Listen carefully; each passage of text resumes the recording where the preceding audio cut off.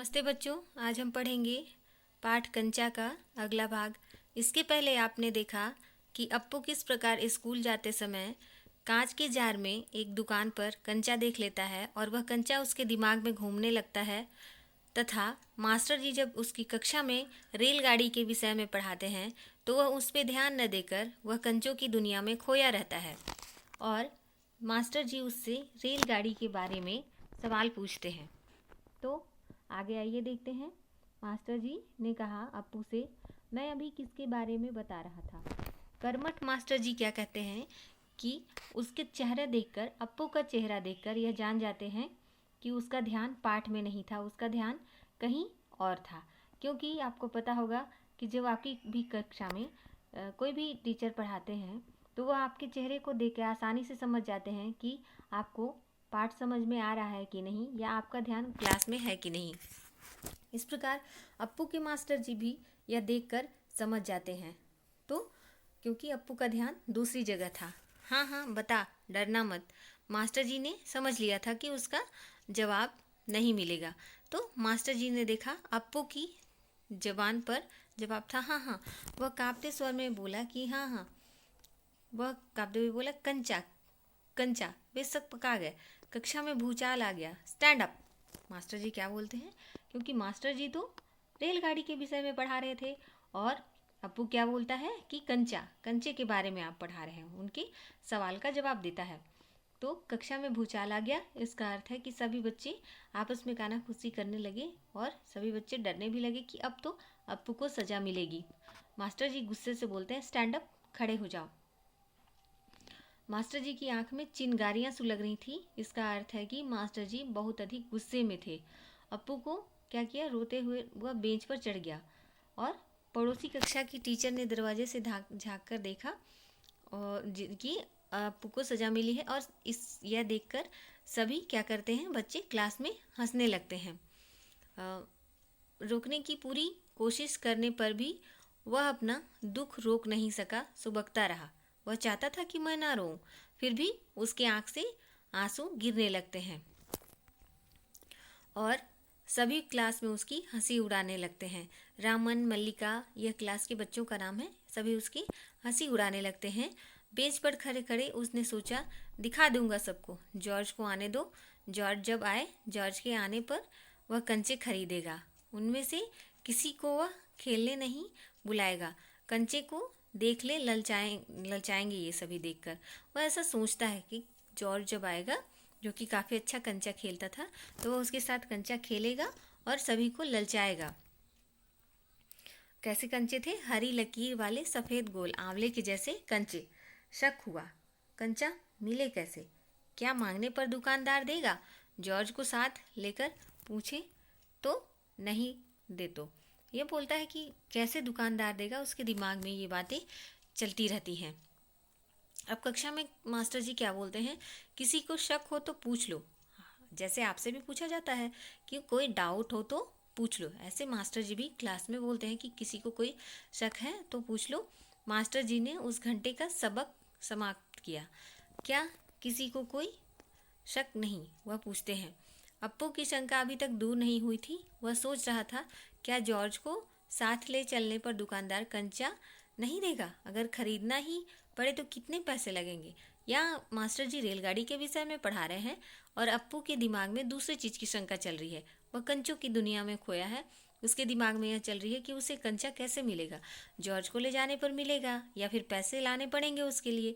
वह सोचता है कि पैसे लाकर भी खरीदने पड़े तो कोई बात नहीं, वो पैसे भी ले आएगा। रामन ने मास्टर जी से सवाल किया और उसे सवाल का जवाब मिला। अम्मिनी ने शंका का समाधान कराया। इस प्रकार सभी बच्चे क्या करते हैं, अपना डाउट पूछते हैं बारी बारी से, जिन्हें डाउट रहता है। कई छात्रों ने यह दोहराया, अप्पू क्या सोच रहे हो, मास्टर जी ने पूछा। पूछ लो ना, शंका क्या है। शंका जरूर है, क्या जॉर्ज को साथ ले चलने पर दुकानदार कंचे देगा।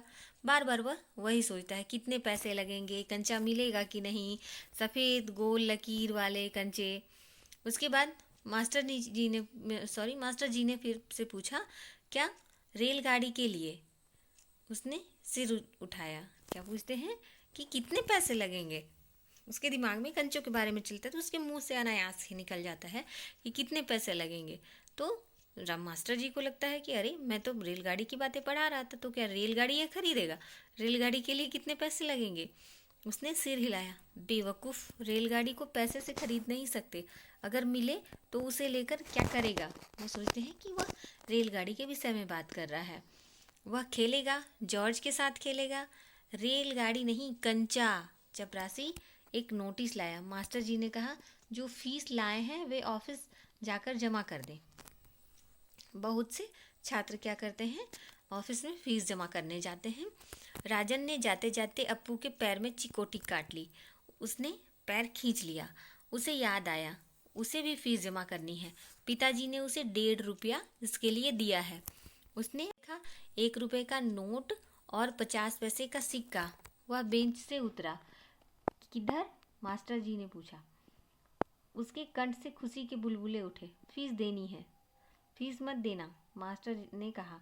वह झिझकता रहा। ऑन द बेंच, मतलब तुम बेंच पर ही रहो।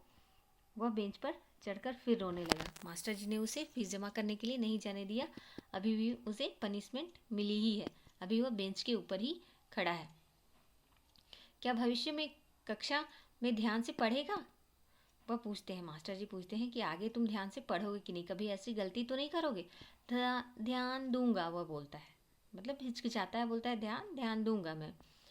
वह दफ्तर गया, मतलब ऑफिस गया, जहाँ फीस जमा हो रही थी। वहाँ बड़ी भीड़ थी।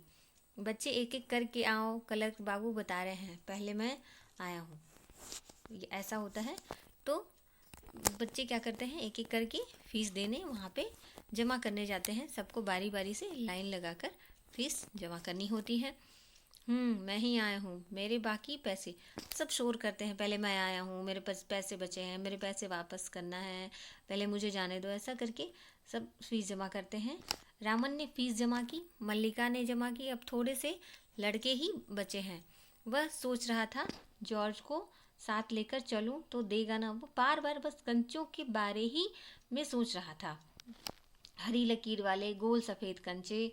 घंटी बजने पर फीस जमा किए हुए सभी बच्चे उधर से चले। वह भी चला, मानो नींद से जाकर चल रहा है।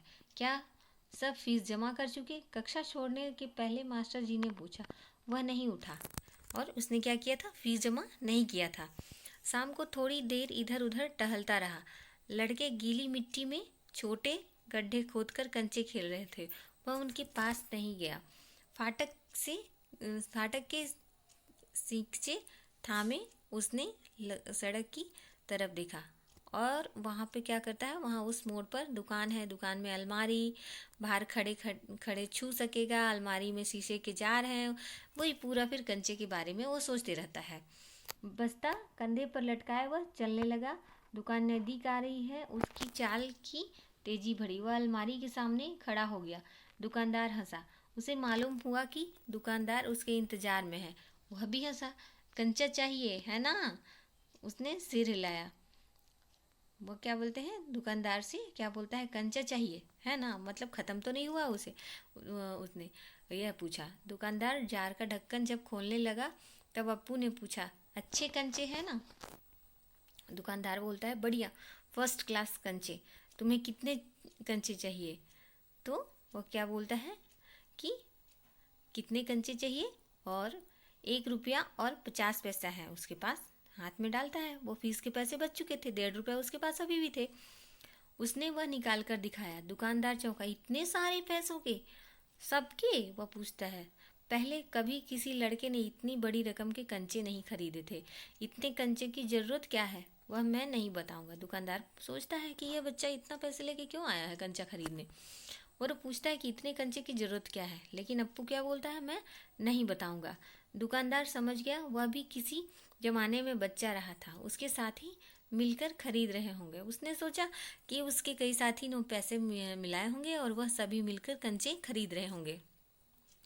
यही उनके लिए खरीदने आया होगा। दुकानदार क्या सोचता है कि कई साथियों के लिए वह एक साथ कंचे खरीदने आया होगा। वह कंचे खरीदने की बात जॉर्ज के सिवा और किसी को नहीं बताना चाहता था। तो ये क्या करता है, अप्पू अभी कंचे खरीदने जाता है। दुकानदार ने पूछा कि क्या तुम्हें कंचे खेलना आता है? वह नहीं जानता था। तो फिर मतलब पूछता है तुम्हें कंचे खेलना नहीं आता तो फिर तुम क्या करोगे इतने कंचे। कैसे कैसे सवाल पूछ रहा है, उसका धीरज जवाब दे रहा था। उसने हाथ फैलाया, दे दो। दुकानदार हंस पड़ा, वह भी हंस पड़ा। कागज की पोटली छाती से चिपकाए वह नीम के पेड़ों की छांव में चलने लगा। कंचे अब उसकी हथेली में हैं, जब चाहे बाहर निकाल ले। उसने पोटली हिलाकर देखा तो ये क्या करता है, अप्पू कंचे लेकर आगे बढ़ता है और उसे कागज़ की पोटली में, कागज़ की थैली में कंचे मिले हैं और वो खुशी खुशी आगे बढ़ने लगा। भाग हम अगले भाग में पढ़ेंगे।